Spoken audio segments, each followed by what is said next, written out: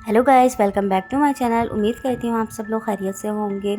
आज मैं आपको के लिए लाई हूँ मोहब्बत या मौत का दूसरा पार्ट। और आपको मेरी स्टोरीज अच्छी लगें तो आप प्लीज़ उसको लाइक एंड सब्सक्राइब और शेयर ज़रूर करें। आपके थोड़े से शेयर से मुझे बहुत सपोर्ट मिलेगा।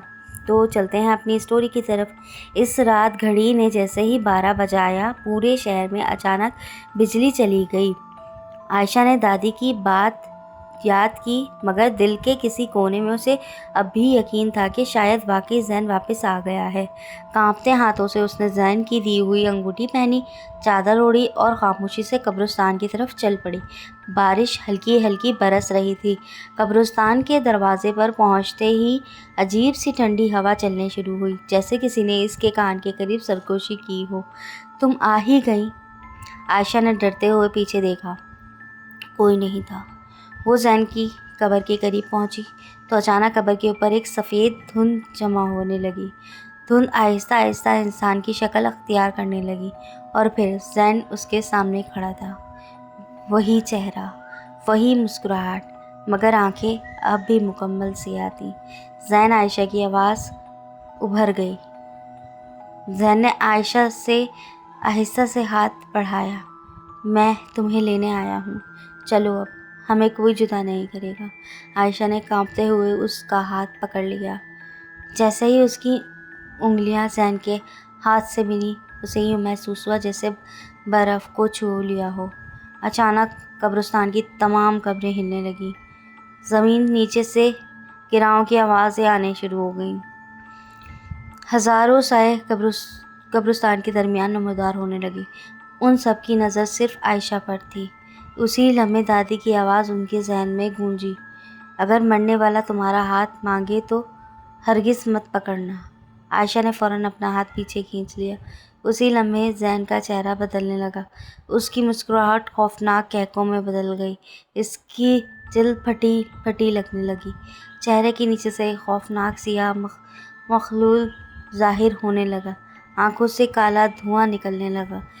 लंबे नोकीले दांत और ऐसी आवाज़ जिसे पूरा कब्रिस्तान लरज़ उठा हो। तुमने मुझे धोखा दिया, वो मखलूक ज़ोर से चीखी। अचानक ज़मीन फट गई। सैकड़ों सियाह हाथ ज़मीन से निकलकर आयशा के पांव पकड़ने लगे। आयशा पूरी ताकत से भागने लगी। पीछे से वही खौफनाक आवाज़ मुसलसल करीब आ रही थी। तुम मेरी हो, हमेशा के लिए। वो कब्रिस्तान के दरवाजे तक पहुंची ही थी कि उसकी नज़र एक बूढ़े शख्स पर पड़ी। उसके हाथ में पुराना कुरान था। बूढ़े ने बुलंद आवाज़ में तिलावत शुरू की। जैसे ही तिलावत की आवाज़ गूंजी, वो सियाह मखलूक दूर से चीखने लगी। काला धुआं फिज़ा में फैल गया, लेकिन अजीब गायब होने से पहले उसने आयशा को घूरा। ये ख़त्म नहीं हुआ है, आखिरी वादा भी बाकी है। अगली सुबह कब्रिस्तान बिल्कुल खामोश था। ना कोई कदमों के निशान, ना टूटी हुई कब्रें, जैसे रात को कुछ हुआ ही ना हो। लेकिन आयशा घर पहुंच गई।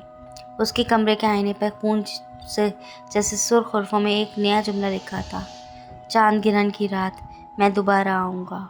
आयशा के हाथ से आईना छूटकर ज़मीन पर गिर गया और टूटी हुई शीशे के हर टुकड़े में उसे जैन का सियाह चेहरा मुस्कुराया हुआ नजर आ रहा था। आयशा पूरी रात सो न सकी। आईने पर लिखे अल्फाज बार बार उसके जहन में गूंज रहे थे। चांद ग्रहण की रात में दोबारा आऊँगा। सुबह होते ही उसने बूढ़े शख्स की तलाश करने कब्रिस्तान पहुँचे, जिसने गुज़श्ता रात कुरान की तिलावत करके उसे बचा लिया था। काफ़ी देर तलाश करने के बाद वो कब्रिस्तान के एक कोने में बैठा मिला। उसकी सफ़ेद दाढ़ी घुटनों तक पहुंच रही थी और आंखों में अजीब सा नूर था। आयशा ने रोते हुए सारी बात बता दी। बूढ़े ने खामोशी से उसकी बात सुनी, फिर आहिस्ता से बोला, बेटी, जो तुम्हारे पीछे है वो जैन नहीं है। आयशा के कदम लरज़ उठे। फिर वो कौन है? बूढ़े ने एक पुरानी चमड़े की किताब निकाली। उस किताब में 100 साल पुरानी तस्वीर थी।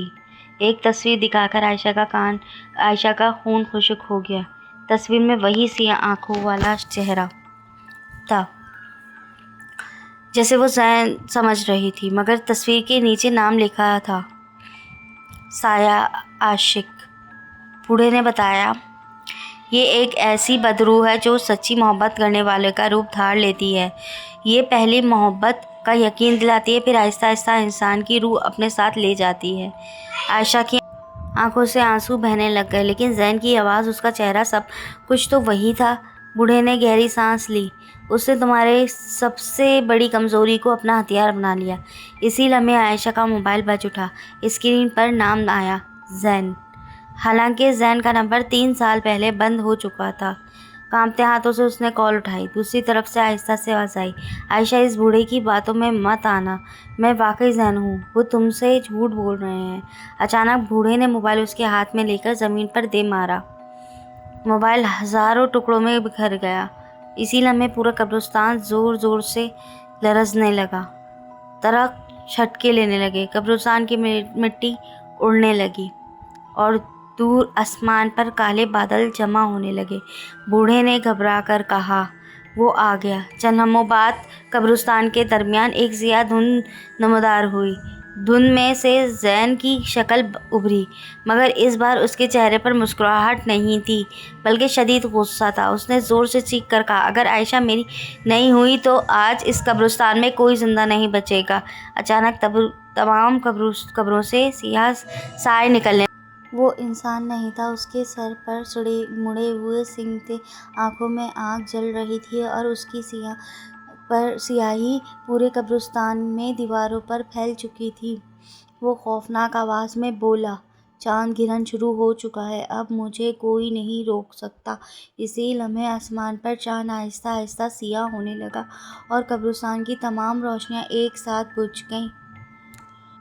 چاند گرہن مکمل ہو چکا تھا، پورا قبرستان تاریکی میں ڈوب گیا تھا۔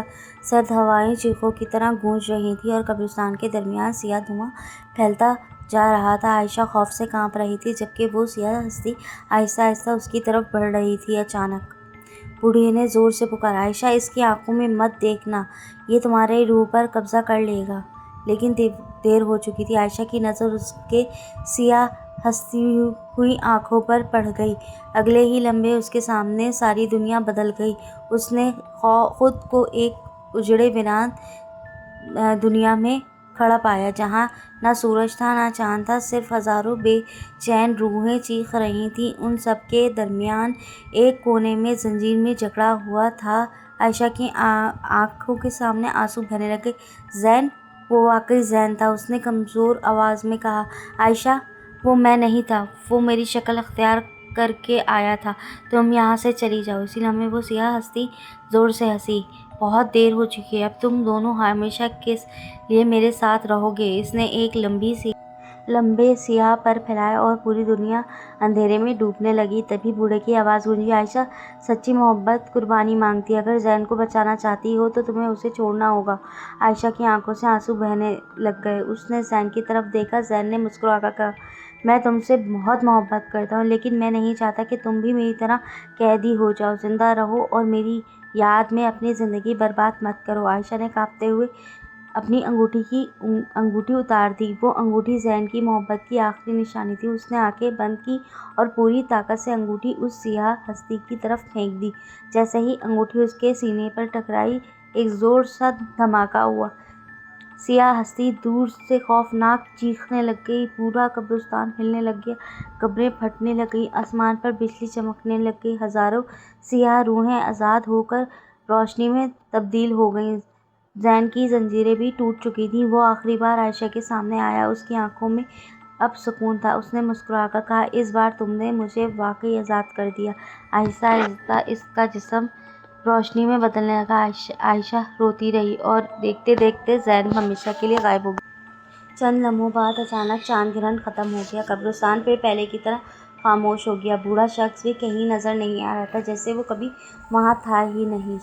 5 سال بعد عائشہ نے اپنی نئی زندگی نئے سرے سے شروع کر دی۔ وہ ہر سال زین کی قبر پر ایک سفید گلاب رکھ کے جاتی اور خاموشی سے واپس آ جاتی۔ لیکن ایک بار جب وہ قبر سے جانے لگی تو ہوا کا ایک جھونکا آیا۔ اس نے اپنے کان کے قریب ایک مانوس آواز سنائی دی، خوش رہنا۔ عائشہ نے فوراً پیچھے مڑ کر دیکھا، کوئی نہیں تھا، صرف زین کی قبر پر رکھا سفید گلاب آہستہ آہستہ ہل رہا تھا۔ عائشہ مسکرائی، اس کی آنکھوں میں آنسو تھے، لیکن اس بار وہ خوف کے نہیں بلکہ سکون کے تھے۔